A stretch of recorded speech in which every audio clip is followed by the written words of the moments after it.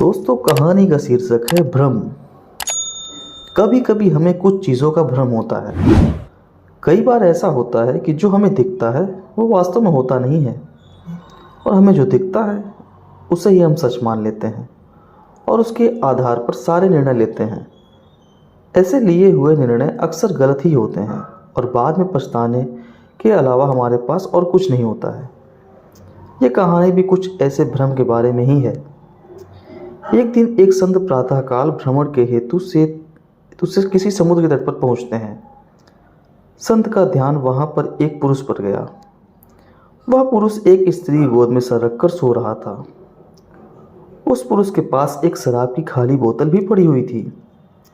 यह सब देखकर संत ने सोचा कि यह पुरुष कितना विलासी और तामसिक है, जो कि सुबह सुबह शराब का सेवन करके एक स्त्री गोद में सर रख के प्रेमालाप कर रहा है।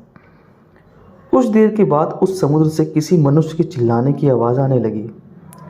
वो मनुष्य समुद्र में डूब रहा था, इसलिए वो बचाओ बचाओ ऐसे चिल्ला रहा था।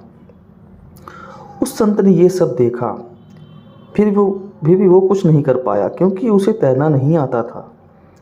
संत बिना कुछ बोले वहीं के वहीं खड़ा रहा और ये सब देखता रहा।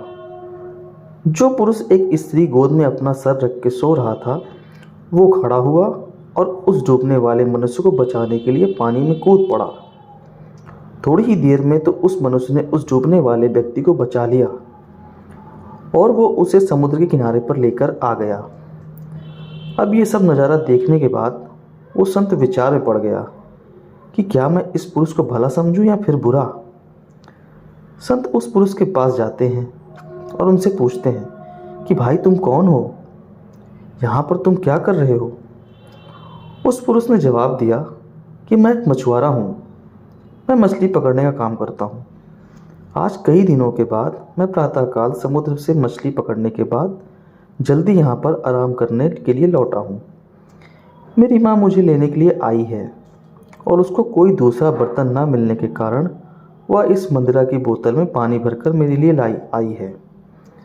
मैं कई दिनों की यात्रा से काफ़ी थक गया था और इस भोर के सुहावने मौसम में ये पानी पीकर अपनी थकान कम करने माँ की गोद में सो गया। ये सब सुनकर संत की आंखें नम हो जाती हैं। संत सोच रहा था कि मैंने जो कुछ भी देखा और उसका अंदाज़ा लगाया वो सब गलत था। वास्तविकता कुछ और ही थी।